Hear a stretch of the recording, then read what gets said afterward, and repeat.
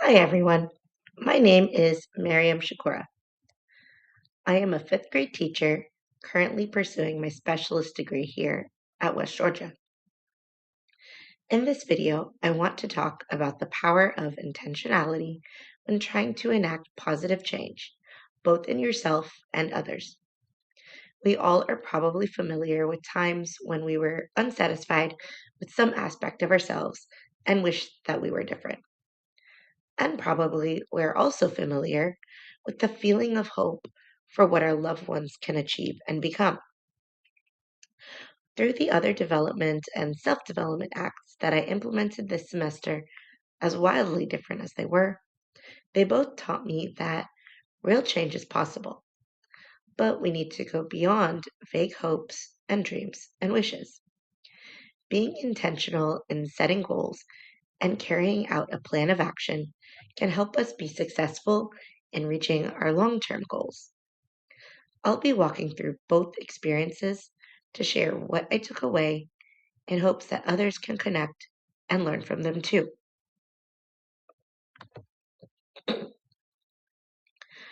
So, over the past couple of months, I had the opportunity to undertake an other development project and a self development project.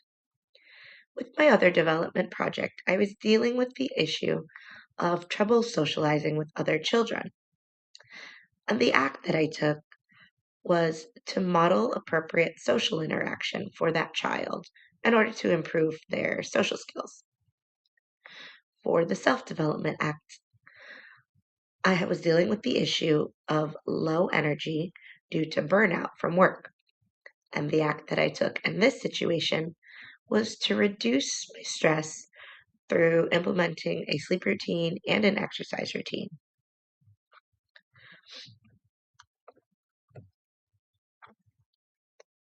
So I'll start off by going over my other development project in detail. This was implemented with my niece, we'll call her AA. She's currently 3, almost 4, and she has always been a pretty social child and quite confident. She is the type of child to say hi to literally anyone. Like if we're at a store or a park, she'll wave at strangers, smile, and say hi. And we used to actually be concerned for her safety because she seemed a little bit too trusting. So the issue that her parents had brought up was that she didn't really play with other kids. And when I first had heard this issue, I thought that this is actually really normal for her age. In fact, Lally and Valentine French state that children below the age of 5 are more likely to engage in non social play. But when I personally observed her at the park, what I noticed is that she was actually actively trying to approach other children to play with them. She would just confidently walk right up to the other children at the park and say hi. Then she'd spend a few minutes following them around quietly, and then she'd say hi again, follow them, and then say hi again, and just keep saying hi. And that was the extent of the interaction. Eventually, when it wasn't really successful, she would wander off to play on her own.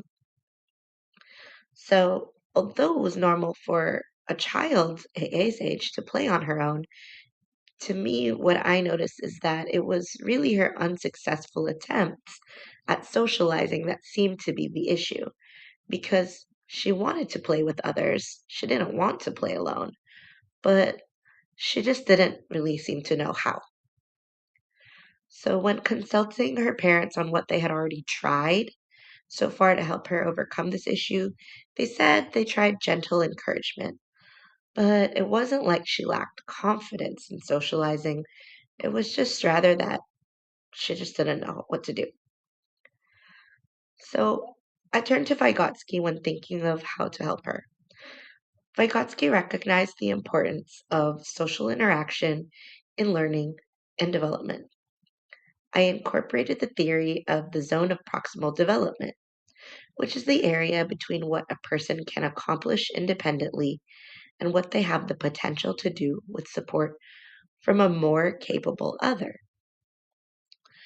So, as the only grandchild on both her father and mother's side, she spent a lot of her time around adults, so she was very comfortable conversing and interacting with them.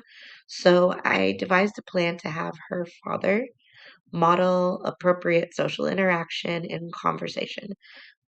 I thought that if she was guided by an adult that she trusts and looks up to, it would help her to learn the skill. I also had a teenage family friend that she often liked to imitate, help out in guiding her through social play. Eventually, after she'd gotten acclimated to playing with others, she was able to engage directly in a game with a similar age family member. Though we did not get a chance to continue the intervention for a longer duration, I do believe that with some more time intentionally modeling appropriate social interactions, she would have been able to gradually reach a point where she'd be able to socialize with children that were unfamiliar to her, such as when we went to the park. Now, with my personal self development acts, my primary issue was that I was trying to overcome the issue of low energy, both physical and mental, and it seemed to be the most pronounced after work. So, oftentimes, when I came home after work, I felt such deep exhaustion that on many days I would sit down to rest and then just immediately fall asleep, oftentimes as early as 5 or 6 p.m. Sometimes I'd wake up hours later, ruining my sleep schedule for the rest of the night. But then there were also some days where I'd just sleep through the whole night and wake up the next day. This exhaustion even carried through to the weekends when I didn't have work. And it was to the point that it was affecting my ability to do basic chores like cooking and cleaning because I was just so immensely exhausted. Even my hobbies began to feel like a chore. So even though I enjoyed sleeping and getting rest, it just didn't feel good to feel tired all the time. So I thought I needed to examine the root cause. I ruled out medical issues because my most recent blood work had come back normal. So I thought that perhaps stress was the cause. Now, teaching is already known to be a high stress job, and there's research that backs it up. But it's also something that I could personally attest to experiencing myself. The World Health Organization defines burnout as unsuccessfully managed workplace stress and identifies energy depletion or exhaustion as one of the signs. So, when reading about the signs of burnout, it seemed that this was probably what I was experiencing.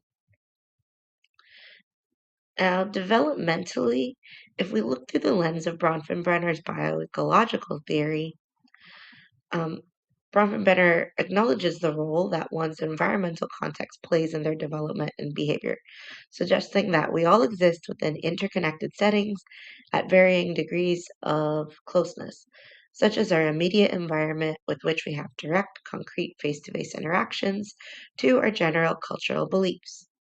So work and home represented two different microsystems. My experience with stress at school manifesting as exhaustion at home demonstrated the connection between microsystems or the mesosystem. This just shows how your experiences in one setting can have a direct impact on your development in another. And as a teacher, I see it all the time with children that have issues at home, and that impacts their attitude and behavior or even their achievement at school. So if it can happen to children, then it makes sense that it could happen to me. I thought it was also important to consider my personality traits. Using the big five personality traits, I have a very low level of extroversion and a high level of neuroticism. Now, extroverted people are energized and stimulated by social interactions, while introverted people are usually drained by social situations. And neurotic individuals have the tendency to struggle with anxiety, depression, and irritation. I realized that my introverted nature and tendency towards neuroticism both contribute to me being unable to effectively handle the stress of a highly social classroom setting. As much as I enjoyed working with children, it does get overstimulating, and the pressure of trying to keep it all together at work really takes a lot out of me. But I knew that I had to find a way to change these things in order to improve myself. So, what I first targeted were my sleep habits, since studies suggest that too little sleep and too much sleep results in deteriorated wakefulness. I set alarms to make sure that I was able to get a consistent 7 to 9 hours of sleep. I made sure to set the alarm at 9 p.m. to signal when I should go to bed, since my morning alarm was set for 6 a.m. to get ready for work, which would give me just the right amount. I also set a midday alarm at 6 p.m., which would prevent excessive napping. If I did fall asleep after work, it would wake me up before it affected my sleep later on at night. And if I didn't fall asleep well, I would feel a sense of accomplishment the next day.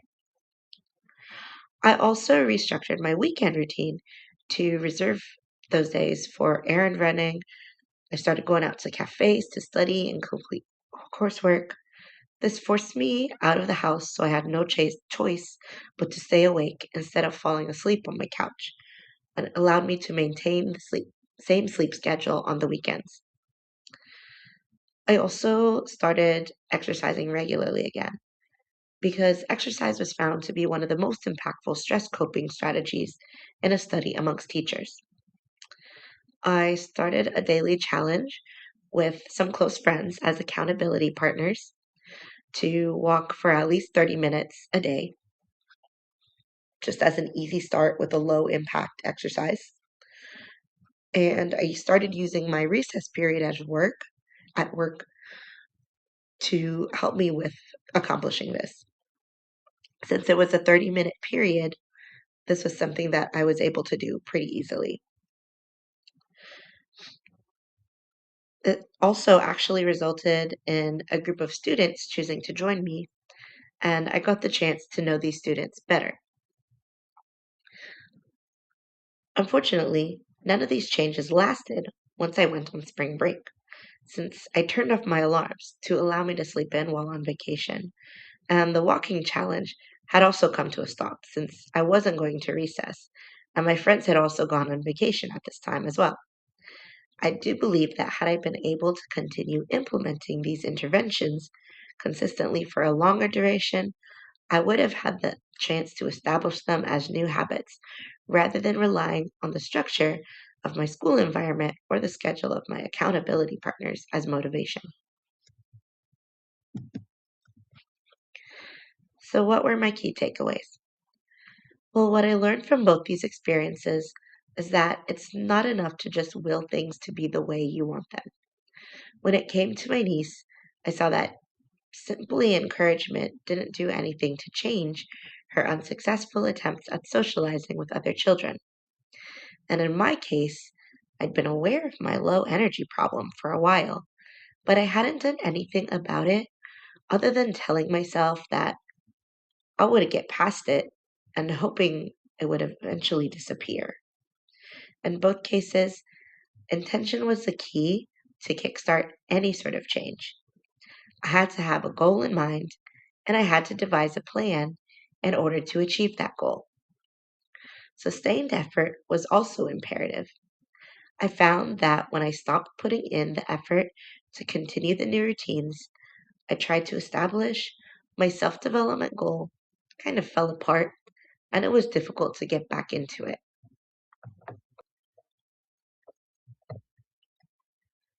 For anyone that's got an issue they're trying to change and they're unsure how to start, try setting a SMART goal. This is a strategy that I use often when goal setting with students. Making sure that your goal is specific, measurable, attainable, relevant, and time bound is a great way to ensure that you're successful in accomplishing what you've set out to do. Start off by making sure your goal is clear and specific to help narrow your focus and make it more manageable to accomplish. Your goal should be measurable because tracking your progress can serve as accountability and motivation. It should be within your reach to achieve reasonably and realistically. It should also be relevant to your values and long term life objectives, something that you actually want to achieve. And it should be given a time frame or deadline so you can feel accomplished once you reach it.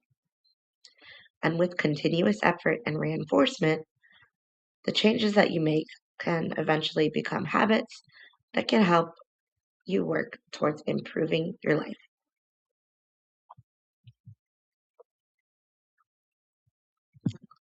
So, the road to growth and improvement isn't easy, and it's rarely a linear journey without setbacks. It takes effort and and the will to make the choice to exert that effort over and over again, day after day.